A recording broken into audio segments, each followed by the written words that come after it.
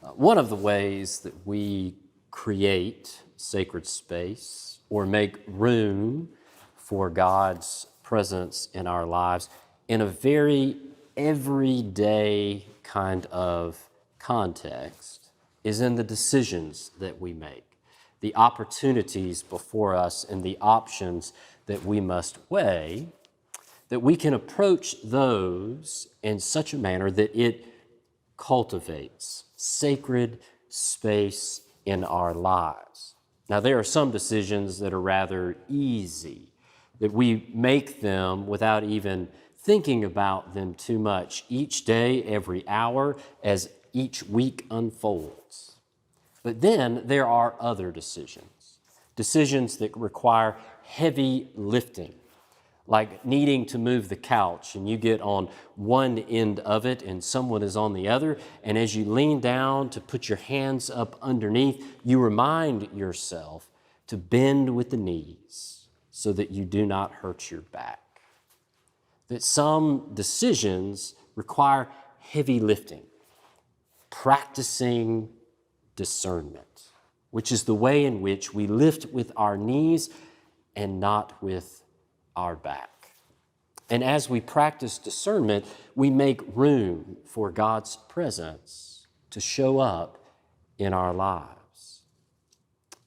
Practicing discernment shows up in decisions like the high school senior trying to decide whether he or she is going to go to this school or that school for college.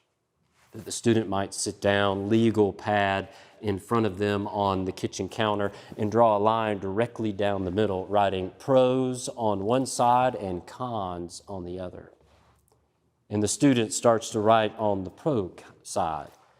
School is close to home, has great professors, and I know I'll have plenty of friends. And then on the con side, the student writes, well, this other school is far from home, or lacks social activities, or does not have many internships in my major. Well, we might look at that kind of list and see that the scale tilts easily to the side of the pros. But discernment helps us tease out some of the nuances, to look at some of the specifics beyond what we see just initially on the page. For example, under the pro column, for one particular school, it may read close to home. But if we look deeper and closer at why that was put on the list, it might have to do with the fact that this student has grown close to his or her sibling, brother or sister throughout this senior year, because the sibling has had some difficult moments. And they have been able to lean on one another and grow closer to each other. And that's not something that this high school senior is ready to give up. Or we might look at the con column where it says the school is far from home. And at first, that seems like an open and shut case that they want to stay close to home. So far from home would be a negative. But through the practice of discernment, one may feel as if at that point in that high school senior's life, that what seems like a con may actually be an opportunity. That through discernment, he or she may feel like moving beyond his or her comfort zone would be a good thing. That a broader horizon and a new challenge may be just the right opportunity. That discernment helps us clear a wider space where we discover more than just what is written on the page. And not only does discernment help us weigh the options in front of us, discernment also helps us sift through everything taking place inside of us. That we, honestly, can argue ourselves into most any decision. That we can find evidence or support to help us make any argument to ourselves if we really need to. So discernment, looking at what is within us, reminds us to be keenly self-aware. That what are our emotions, fears, preferences, or desires that are helping to guide this decision? Why is it that we feel the way that we feel? And perhaps we all know there can be conflicts within us or within this world that can cloud our judgment and keep us from making the best decision possible, that it can feel like vertigo as we start considering all of our options and major decisions, that we just don't feel steady on our feet. That discernment, looking at everything that is within and sifting through it, can help us ground our feet again within God's presence. Well, discernment not only helps us weigh the opportunities in front of us or look at the emotions within us, it also helps us survey everything else around us by reaching out to others, finding guidance in trusted sources of wisdom, people that know us, people that we trust. We can talk to family or friends, those who are going to be honest with us, not just tell us what we want to hear or affirm what we are feeling, but give us good advice, or to ask us important questions, to see this decision from different angles, sometimes inconvenient angles, that rearrange all that we are looking at and have us coming at it again from a different perspective. To help us look at each dimension of the choice. How does it affect me and all that is taking place for me, both in the short term and in the long term? And how will my decision affect others? How do I account for its effect on the people around me or others in general? And how much should I place in that to my decision?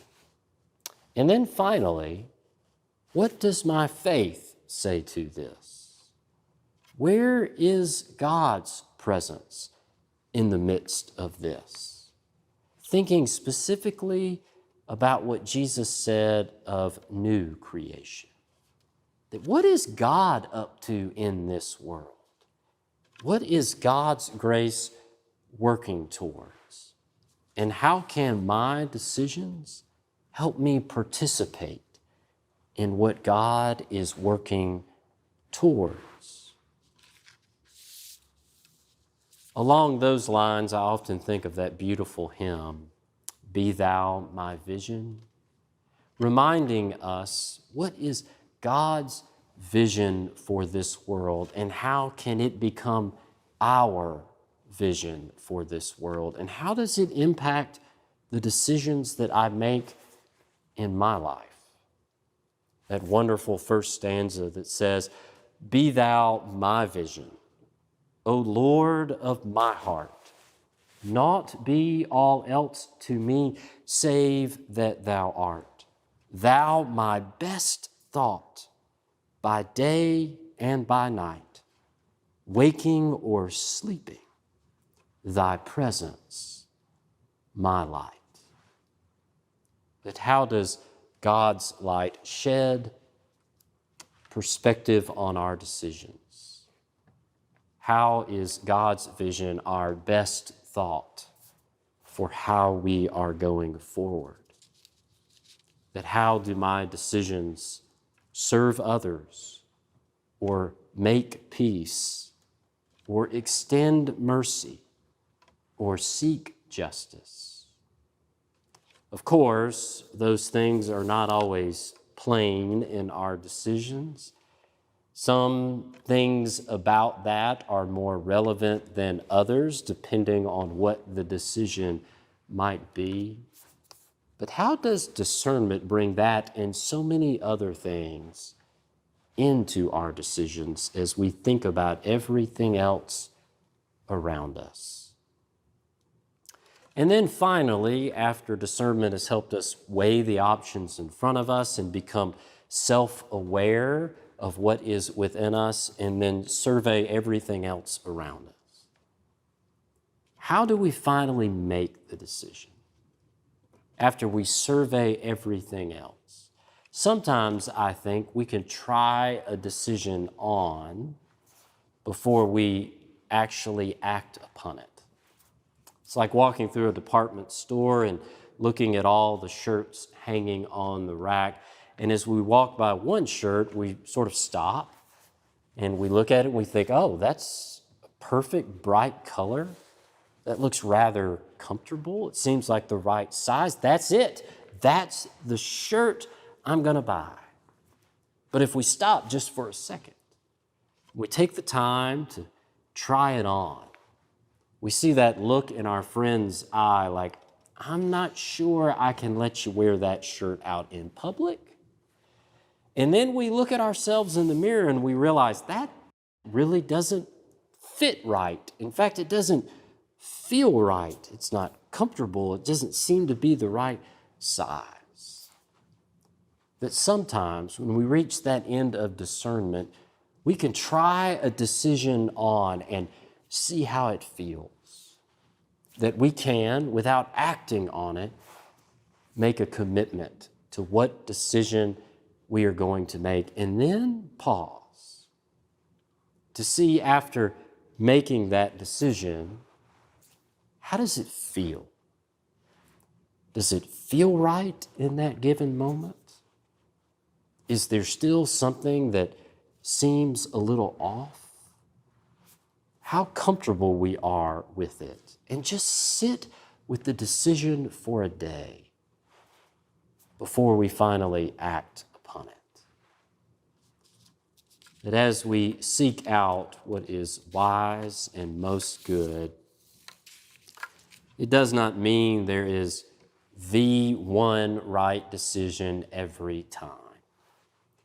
That discernment is more of the process of realizing that life is a journey unfolding in front of us, that we are simply trying to bring the best light upon all the decisions that we make, to seek out God's grace as we make each one of them, and to make a little bit more room, more sacred space in our lives as we make our decisions, knowing that God's presence is among us. Amen.